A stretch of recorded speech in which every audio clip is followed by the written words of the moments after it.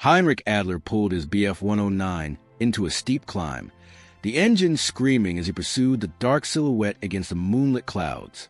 Below him, the city of Hamburg burned from the previous wave of British bombers, orange flames painting the night sky with hellish light. His wingman, Oberleutnant Joseph Brandt, maintained tight formation beside him, their aircraft dancing through searchlight beams that swept the darkness like skeletal fingers. The radio crackled with urgent voices as other pilots called out positions, altitudes, enemy formations.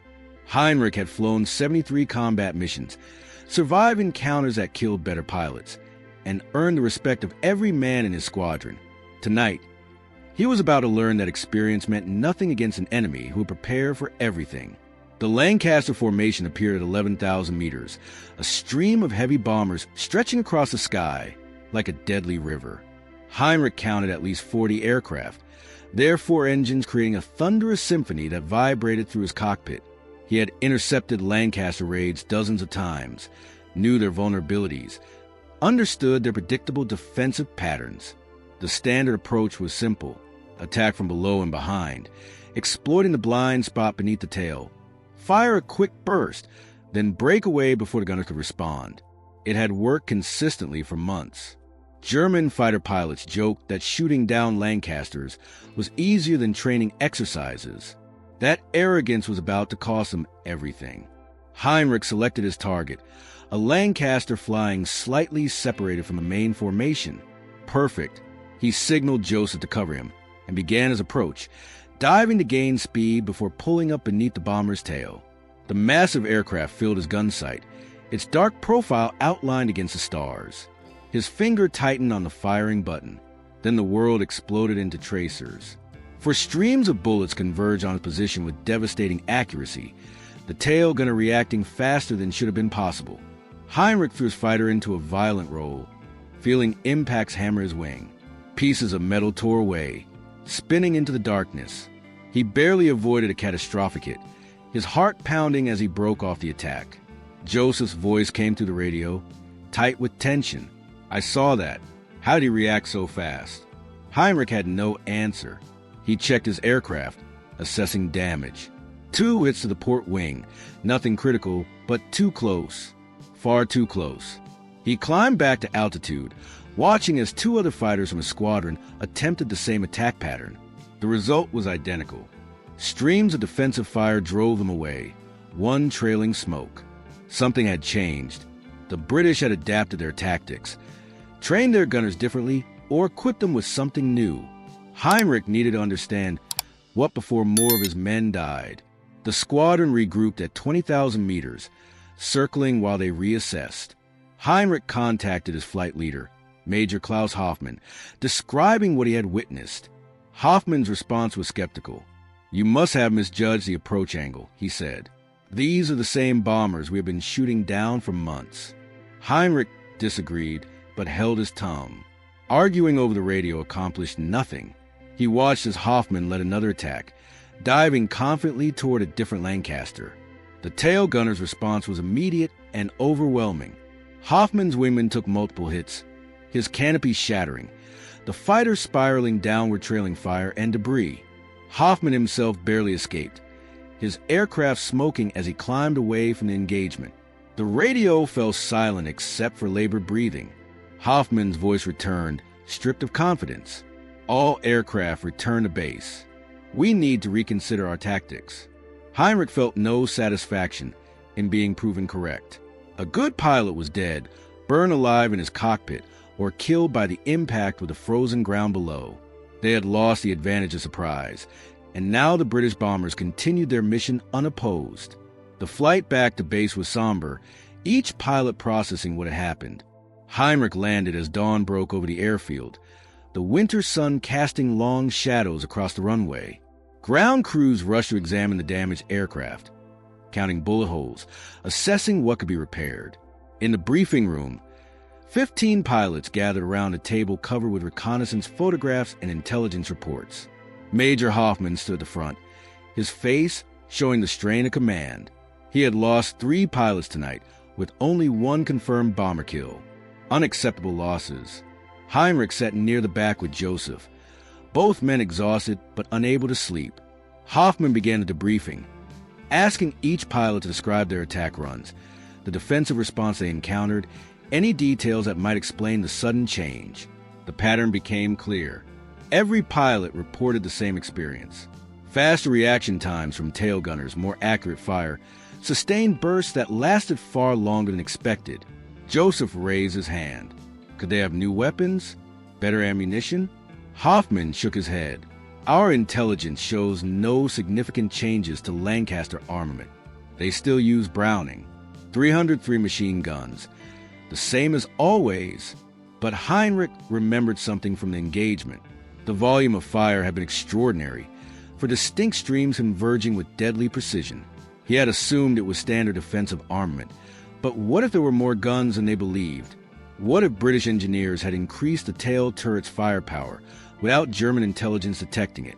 He voiced his theory, and the room fell silent as pilots considered the implications.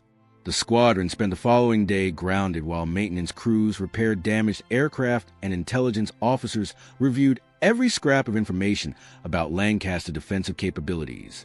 Heinrich used the time to study technical manuals and captured British documents, searching for anything that might explain what they had encountered. Joseph joined him in the small operations room, bringing coffee that tasted like burnt wood but provided necessary warmth. The building was barely heated, their breath visible in the cold air. Outside, snow fell steadily, covering the airfield in fresh white that would soon be stained by oil and exhaust from the next mission. Heinrich found a report dated 6 months earlier describing Lancaster tail turrets equipped with 4 Browning, 303 machine guns. He had dismissed this information previously, assuming 4 guns posed no significant threat compared to German cannon armament. Now he reconsidered. For guns firing simultaneously would create an incredible volume of fire, especially if the gunner was well-trained and the ammunition supply was substantial. Joseph leaned over his shoulder, reading the same document. How much ammunition do they carry? Heinrich searched through additional pages, finding scattered references but no definitive answer. Estimates range from 1,500 to 3,000 rounds, depending on the mission profile and aircraft configuration. Major Hoffman entered the room, accompanied by a Luftwaffe intelligence officer named Captain Steiner. Steiner carried a leather briefcase filled with photographs and documents. He spread them across the table without ceremony. These are the most recent reconnaissance images of Lancaster formations, he said. His finger traced the outline of a tail turret in one photograph. Notice the configuration. For gun barrels, arranged in 2 pairs. This has been standard for over a year, but we failed to appreciate its significance. Heinrich felt a cold realization settle over him. They had been attacking these bombers with incomplete understanding of their defensive capabilities, relying on outdated assumptions about British armament effectiveness. Steiner continued his briefing. British tail gunners undergo extensive training, hundreds of hours in simulators before they fly operational missions. They practice engaging targets at various angles, ranges, and closing speeds. More importantly, they train to work as part of a coordinated defensive network within the bomber stream. When one Lancaster is attacked, nearby gunners provide supporting fire, creating overlapping fields that make any approach extremely dangerous. Heinrich absorbed this information with growing respect for an enemy he had previously considered technologically inferior. The British had not won through superior equipment alone, but through superior training and tactical doctrine. Hoffman asked a critical question. How do we counter this defensive capability? Steiner had no immediate answer. Traditional tactics of approaching from below and behind were clearly obsolete. Frontal attacks exposed fighters to pilot-operated guns and risked head-on collisions. Beam attacks on the side offered better angles but required precise deflection, shooting at high closing speeds. Heinrich suggested they needed to examine an actual Lancaster tail turret, understand its mechanical limitations, identify blind spots or weaknesses they could exploit. Hoffman agreed and tasked Steiner with locating a downed Lancaster within German-controlled territory that remained relatively intact. 3 days later, word arrived of a crashed Lancaster near Oldenburg, brought down by flak rather than fighters. The crew had bailed out, leaving the aircraft reasonably intact despite the forced landing. Heinrich volunteered to join the examination team, bringing Joseph and 2 experienced armament specialists. They drove through frozen countryside in a military truck, passing through villages where civilians watched them with empty expressions. The war had aged everyone prematurely, grinding away hope and replacing it with numb endurance. After 4 hours of rough roads, they reached a crash site where military police had established a security perimeter. The Lancaster lay broken in a snow-covered field, its back broken but the tail section relatively undamaged. Heinrich approached cautiously, awed by the bomber's massive size. On the ground, it seemed even larger than in the air, a testament to British industrial capability and engineering ambition. The tail turret remained intact, its perspex panels cracked but still transparent. Heinrich climbed carefully onto the fuselage and peered inside the turret. What he saw made his breath catch. For Browning machine guns mounted in 2 pairs, fed by ammunition tracks that ran back into the fuselage. The gunner's seat was cramped, designed for men smaller than average German pilots, but the weapon arrangement was brutally efficient. Joseph joined him, squeezing into confined space. The armament specialists began their detailed examination, measuring angles of fire, checking mechanical systems, tracing ammunition feeds. One specialist counted the empty shell casing scattered inside the turret and the fuselage behind it. He did some quick calculations and looked up with surprise evident on his face. Based on the expenditure pattern and remaining ammunition, this aircraft carried at least 2,500 rounds for the tail guns alone. Heinrich exchanged glances with Joseph. 2,500 rounds meant the tail gunner could sustain fire for extended periods, defending against multiple attack runs without worrying about ammunition conservation. The implications were staggering. German fighters typically carried enough cannon ammunition for a few seconds of sustained fire, maybe 10 to 15 seconds maximum. They relied on accuracy and decisive strikes. British tail gunners could fire continuously for over a minute, creating sustained defensive barriers that made conventional attacks suicidal. Heinrich examined the gun mounts more closely, noting how they allowed for smooth traversing and elevation changes. The gunner could track targets across a wide arc, responding quickly to threats from multiple angles. This was not a desperate defensive measure, but a carefully engineered weapon system designed to dominate the tail sector completely.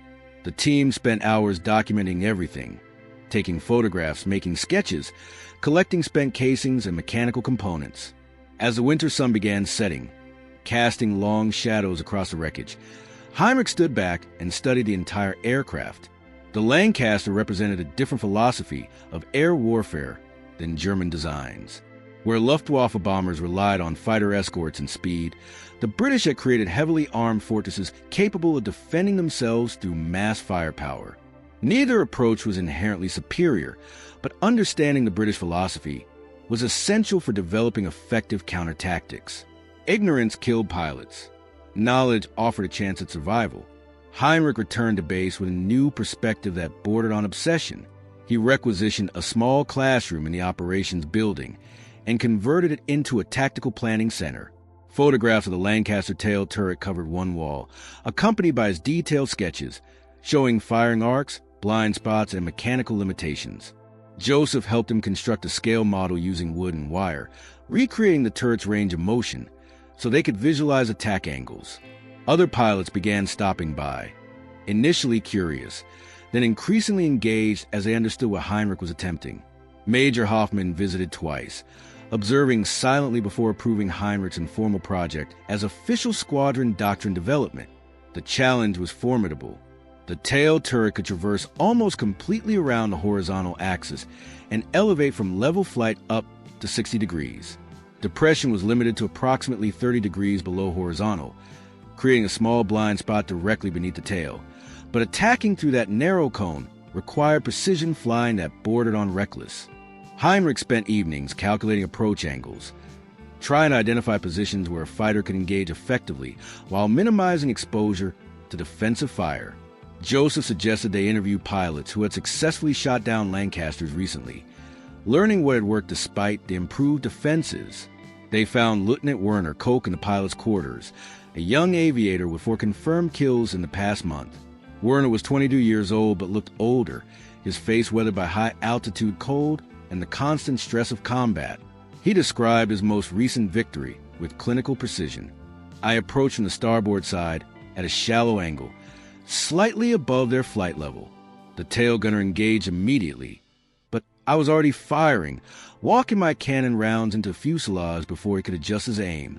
The key was speed and aggression. No hesitation. Heinrich asked about ammunition expenditure. Werner admitted he had emptied his cannon completely, over 100 rounds, to achieve the kill. This confirmed Heinrich's suspicion. Successful attacks now required overwhelming firepower delivered in the briefest possible time window. The days of careful stalking and single decisive bursts were finished. Pilots needed to commit completely to each attack, accepting higher risk for the chance of a kill. Joseph raised an uncomfortable question. How many pilots do we lose for each bomber we destroy? Werner's expression darkened. He had lost his wingman 2 nights ago. The mathematics were brutal. If German fighters suffered equal or greater losses in the bombers they destroyed, the British would win through simple attrition. They had more pilots, more aircraft, more industrial capacity to replace losses. Heinrich presented his findings to Major Hoffman and the squadron leadership during a formal briefing attended by representatives from Group Command. He used his model and diagrams to illustrate the Lancaster's defensive capabilities, emphasizing the tail gunner's ammunition capacity and firing endurance.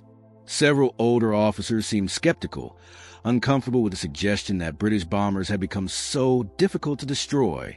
One colonel interrupted repeatedly, insisting that German pilots simply needed better training and more aggressive spirit. Heinrich maintained professional composure, while Joseph visibly struggled to contain his frustration. Technical realities could not be overcome by enthusiasm alone. The breakthrough came when Heinrich proposed a coordinated attack doctrine that he called ROT tactics adapted for bomber interception. Instead of individual pilots making solo attacks, pairs of fighters would approach simultaneously from different angles, splitting the tail gunner's attention and overwhelming his ability to defend effectively. One fighter would draw fire while the second attacked from an opposing vector. The roles would alternate, creating continuous pressure that forced the gunner into impossible choices. It required precise coordination and mutual trust, but Heinrich believed it offered the best chance of success against heavily defended targets. Major Hoffman authorized trial runs against mock targets, using captured bomber hulks positioned on the airfield. Pilots practiced their approaches, timing their runs, communicating through radio calls. The exercises revealed numerous problems. Coordinating 2 high-speed aircraft in 3-dimensional space was extraordinarily difficult, especially at night or in cloud cover. Radio discipline was essential, but maintaining communication while flying aggressively under stress proved challenging. Several near collisions during training emphasized the dangers. Joseph nearly clipped Heinrich's tail during one practice run, both pilots shaken by how close they had come to disaster.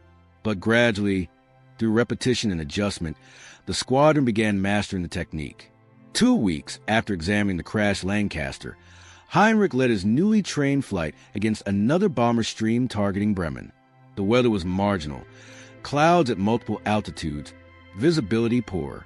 Heinrich felt the familiar tension in his stomach as they climbed toward the enemy formation. Tonight would test everything they had learned. Joseph flew on his wing, with 2 other pairs providing support. They reached intercept altitude and identified a Lancaster slightly separated from the mainstream, an ideal target. Heinrich briefed his attack plan over the radio, keeping his voice calm despite his racing pulse. Joseph acknowledged, confirming he understood his role. They began their approach from opposite sides of the bomber, Heinrich from port, Joseph from starboard, both slightly high. The tail gunner reacted immediately, his 4 guns opening fire on Heinrich's aircraft. Tracers arced toward him, and Heinrich jinked left, presenting a harder target while maintaining his attack vector.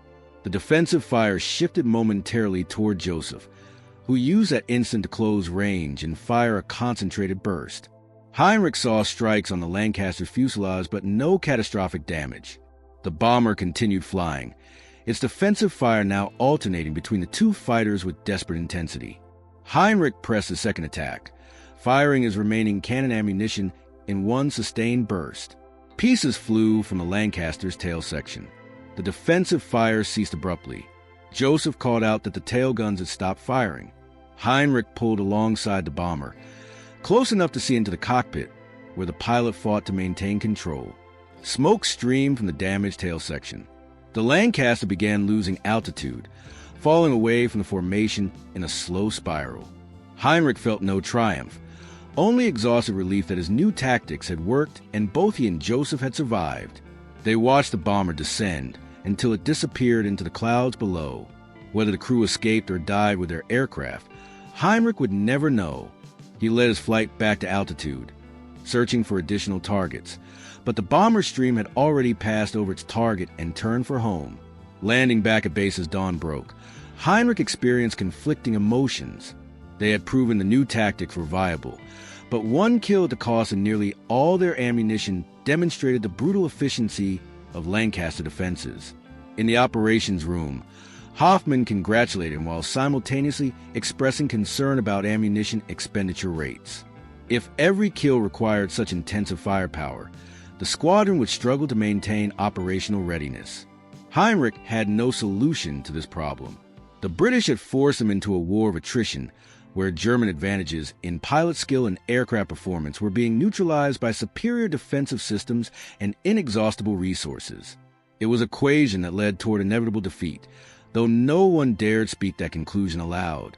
March brought longer days and clearer skies, conditions that favored neither attacker nor defender, but simply intensified the brutal arithmetic of aerial combat. Heinrich's squadron adopted the coordinated attack tactics as standard procedure, and their success rate improved marginally. They shot down more Lancasters, but the losses among German pilots continued mounting at an unsustainable pace. Every briefing began with a moment of silence for men who would never return, chairs left empty around the operations table, personal effects packed, and sent home to families who would receive only vague explanations about how their sons or husbands had died serving the fatherland. Heinrich attended too many funerals, stood in too many cold cemeteries, watched too many coffins lowered into frozen ground. Joseph changed during these weeks, becoming quieter, more withdrawn. He still flew with technical precision, but the easy camaraderie they had shared disappeared behind a wall of emotional protection. Heinrich understood. Every pilot developed his own method of coping with the constant proximity to death. Some became fatalistic, believing their survival was predetermined by forces beyond their control. Others grew reckless, seeking to control their fate through aggressive action. Joseph chose isolation, building barriers that kept grief at a manageable distance. Heinrich worried about him, but lacked the words to bridge the gap that had formed between them. War destroyed friendships as efficiently as it destroyed lives. The squadron received a new pilot in early April, Oberfamrich Martin Keller. Fresh from training school, with exactly 0 combat missions. He was 19 years old, enthusiastic, convinced that he would become an ace within weeks. Heinrich was assigned to mentor him, teach him how to survive in an environment where mistakes were immediately fatal. They spent hours reviewing tactics, studying Lancaster defensive patterns, practicing radio procedures. Martin absorbed everything with youthful confidence, asking questions that revealed both intelligence and dangerous naivety. He spoke about honor and glory, concepts that meant nothing to men who had watched friends burn alive. Heinrich tried to temper his enthusiasm with reality, but youth possessed its own armor against uncomfortable truths. Martin's first combat mission came during a major raid targeting Hamburg. Heinrich led a flight of 6 aircraft, with Martin flying as Joseph's wingman in the second element. The bomber stream was massive. Over 200 Lancasters accompanied by fighter escorts that engaged German interceptors before they could reach the bombers. Heinrich's flight managed to slip through the fighter screen and approached a section of the bomber formation from above. He briefed the attack plan, emphasizing the importance of coordination and discipline. Martin's voice came to the radio, eager and steady. He understood his role. Heinrich felt a paternal concern for this young pilot who reminded him of himself years ago, before the war had stripped away innocence and replaced it with exhausted pragmatism. The attack developed as planned initially. Heinrich and Joseph engaged the 1st Lancaster, while the second element targeted another bomber 50 meters ahead. Martin maintained perfect formation with his leader, exactly as trained.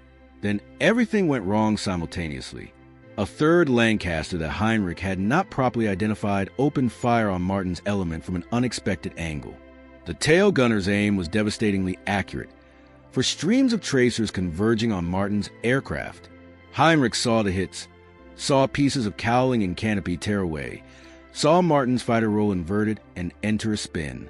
Joseph's voice filled the radio, calling for Martin to recover, to pull out, to respond. Silence. The spinning fighter disappeared into clouds below, trailing smoke and debris. Gone in less than 5 seconds. Heinrich completed his attack mechanically, his mind numbed by what he had witnessed. They shot down 2 Lancasters that night, but the cost was Martin's life and his aircraft. The flight returned to base with 1 empty position in their formation, and Heinrich filed a required report with clinical detachment that disguised his internal turmoil. Major Hoffman read the report without comment, adding it to a growing stack of similar documents.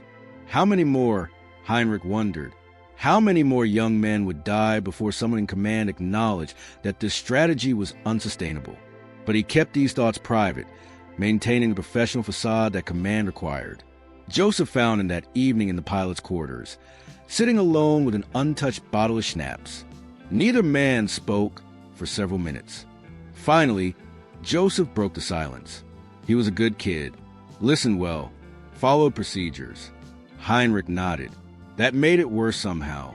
If Martin had been reckless or incompetent, his death might have felt more explicable. But he had done everything correctly and died anyway, killed by a weapon system so effective that even perfect execution offered no guarantee of survival. Joseph poured 2 glasses, and they drank in silence, a ritual repeated too many times over the past months.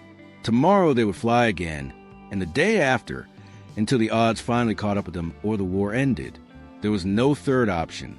The turning point came in late April when Heinrich's squadron was pulled from combat operations for reassignment to a training role. They would teach new pilots the tactics developed through hard experience, pass on the knowledge purchased with blood. Heinrich felt relief mixed with guilt. Relief at surviving, guilt at leaving while others continue fighting. Major Hoffman gathered the remaining pilots for a final briefing, acknowledging their service and losses. Of the 24 pilots who had started the winter together, only 11 remained. The others were dead, missing, or too badly wounded to return to combat. Those numbers told the story more clearly than any official report. Heinrich spent his final week at the operational base documenting everything he had learned about Lancaster defensive capabilities. He wrote detailed analyses of tail gunner tactics, ammunition capacity, firing patterns, and weaknesses they had identified. He included recommendations for future aircraft design, suggesting that German bombers needed similar defensive systems if they would survive in increasingly hostile skies. Whether anyone would read or act on his recommendations, he could not know. Bureaucracy had its own momentum that rarely aligned with tactical realities. But he owed it to Martin and all the others to at least try to improve the odds for pilots who would follow them. Joseph accompanied him to the new training base in Bavaria, both men grateful for the reprieve from combat operations. They would teach young pilots about Lancaster defenses, show them the photographs and models Heinrich had created, drill them on coordinated attack procedures. Some students would listen carefully and survive. Others would ignore the lessons and die quickly. Heinrich could not save them all, but he could give them the knowledge necessary to make informed decisions. That was the best he could offer. As they settled into their new roles, Heinrich found himself thinking often about the British tail gunners, men he had never met, but had learned to respect through brutal experience. Those gunners sat in cramped turrets at the rear of their bombers, enduring cold that froze moisture in their oxygen masks, scanning darkness for attackers who came without warning. They carried 4 Browning, 303 machine guns, and 2,500 rounds of ammunition, tools that made them extraordinarily dangerous to any fighter pilot foolish enough to underestimate them. Heinrich had made that mistake once, early in the campaign, and it had nearly cost him his life. He never made it again. The tail gunners had taught him humility, respect, and the understanding that wars were won not by superior courage, but by superior preparation and willingness to adapt. These were lessons he would carry forward, teaching them to the next generation of pilots who would face the same deadly skies. Years later, after the war had ended and Germany lay in ruins, Heinrich would occasionally meet former RAF bomber crew members at aviation events or historical conferences.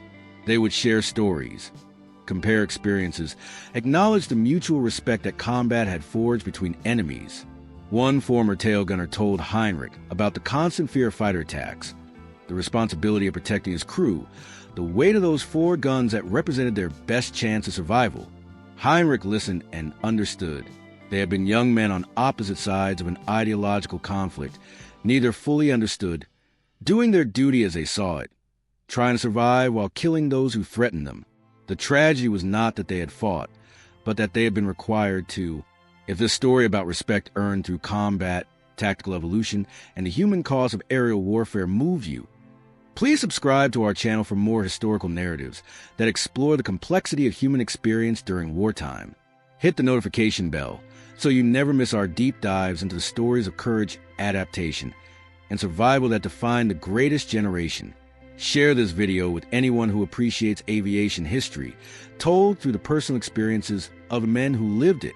Leave a comment below telling us about your own family's wartime experiences, or which aspect of this story resonated most powerfully with you. Was it Heinrich's journey from confidence to humility? Joseph's emotional withdrawal? Martin's tragic death? Your engagement helps us continue creating content that honors the memory of all who served. Thank you for watching, and remember that understanding our shared history helps us build a more peaceful future. Until next time, keep learning and keep remembering.